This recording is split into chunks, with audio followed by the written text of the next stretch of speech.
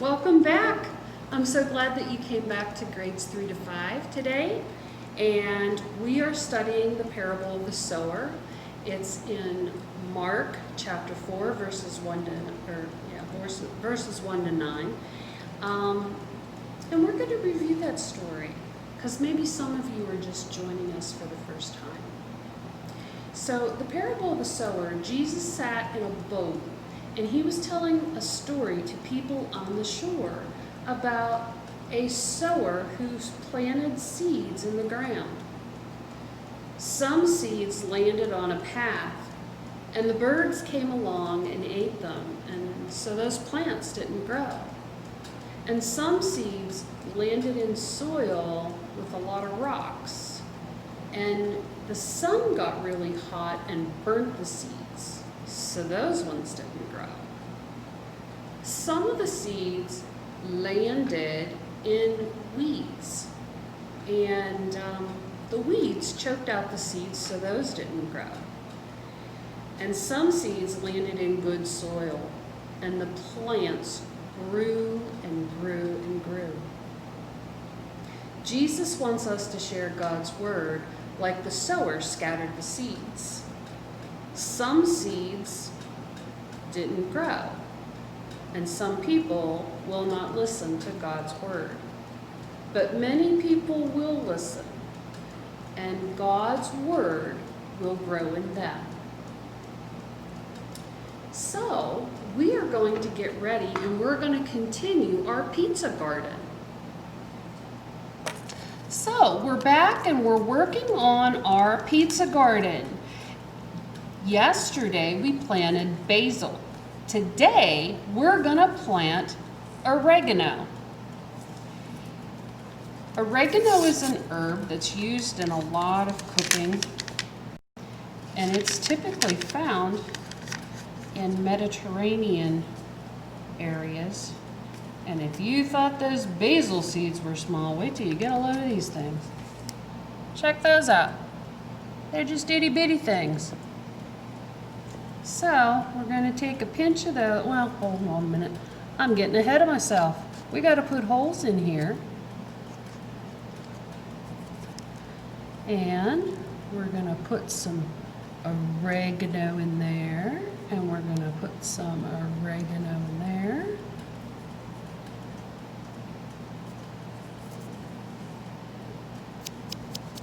All right, and then we're going to cover them up and water them. And we're going to see, hopefully they'll grow. Hopefully I have a green thumb. All righty. We're going to go ahead and get back to class, and I'm going to set these aside and put them on the windowsill.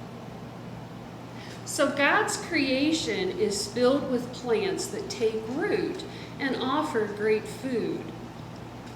What did you eat today? Let's think about that. Well, I had some trail mix that had some almonds and some cashews and peanuts in. Had an egg for breakfast, but that really doesn't grow in the ground. But I did have a piece of toast. And I know that that toast is made from grain, such as wheat or barley or oats. Where do you think those things came from? I think somebody had to plant them.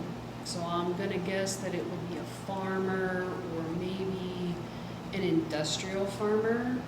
That's a person that grows a lot of crops and then he sells them to different people, like the people that mill the grains and stuff. And some of it's grown locally, some of it's grown far away.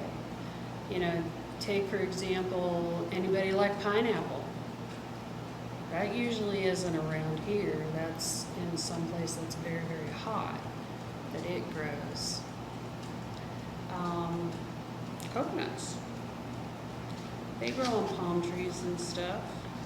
I'm not sure if you can find those down south or not. So that would be something to check out. But while we're talking about fruit, What about orange juice? Did any of you have orange juice with your breakfast? Or maybe you had it as part of your snack.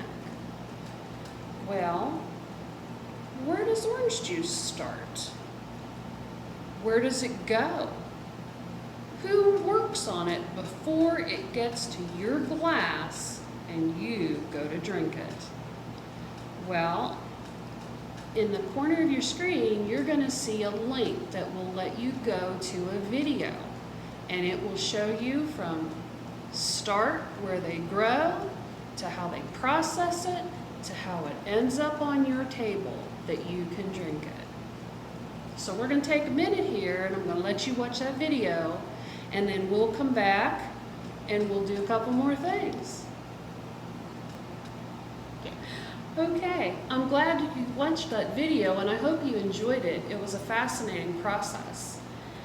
Just like plants that take root, so does our faith.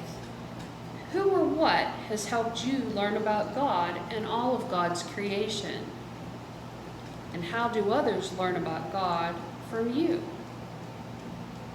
For our project tonight, we're going to investigate how we learn about God and what we teach others. So you're going to need a couple sheets of paper and some various art supplies, like maybe crayons or markers or probably some Scotch tape and a wall that Mom or Dad's okay with you hanging stuff on. The refrigerator would be a great place.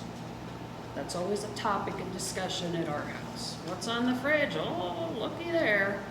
So, the first thing we're going to do is you're going to make a portrait of yourself. Now, I am by no means an artist, but I will do my best. So, let's take a piece of paper and we are going to draw a picture of ourselves. And once you're done, we're going to hang it up. Now, I'm going to use this as a background here, and we're going to hang it up here. Hopefully it'll stick.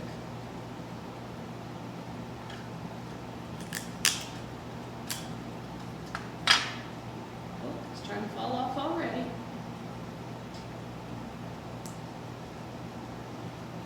All right, so there's a self-portrait, and now I want you to take another piece of paper and I want you to describe how God's creation supports your faith. So you might want to draw a picture of a special place in nature you like to go. Like maybe it's a place that you go fishing, or maybe it's a park, maybe it's a garden, maybe your favorite place is the zoo. Sometimes your favorite place is just sitting on the front porch sipping iced tea. So whatever you want to put up there, you go ahead and do that.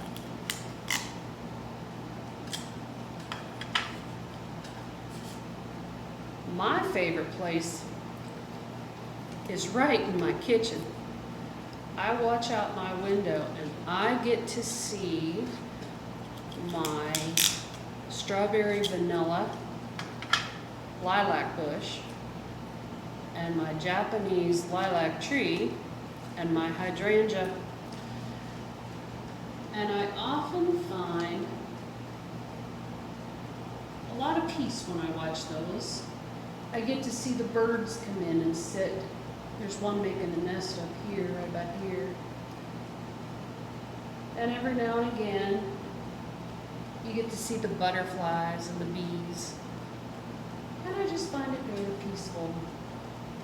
And I'm always fascinated with what happens when, as the strawberry vanilla or flowers, this first comes out all white. And then as the summer goes on, it'll start at the tip and get darker red until the whole thing is just, it's the color of a strawberry. And, but it's amazing to watch it because it'll just start out very slowly with the pink, and then as time goes on, it'll just be all red. righty then. So, the next thing I want you to think about is I want you to think about people who have supported your faith. So maybe it's your mom and dad, maybe it's your Sunday school teacher, maybe it's grandma, grandpa, your pastor, maybe it's a neighbor, maybe it's a friend from school. You can either put a picture up that shows something about that person, or maybe you want to put up, write their name real fancy or something like that.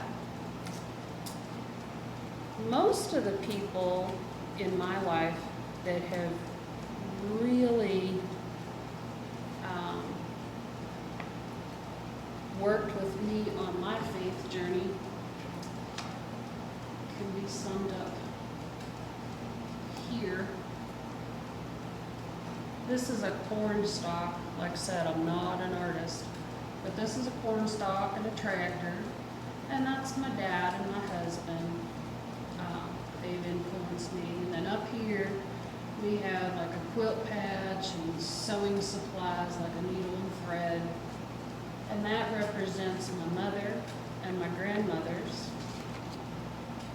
And there's one picture I wasn't quite sure how to draw, so I kind of left that one out, but I needed to try to do a wood carving. I have a pastor friend that he does wood carving, but I'm not, like I said, not a real good drawer, so I wasn't quite sure how to get that on there. But now you can keep adding to this as much as you want. I just kind of stopped there because I wanted you to get the idea of what we were doing and why. So once you're done, what I'd like you to do is I would like you to take time to share your wall hanging with your family and friends. And this would also be a wonderful thing to share on Zion's Facebook page.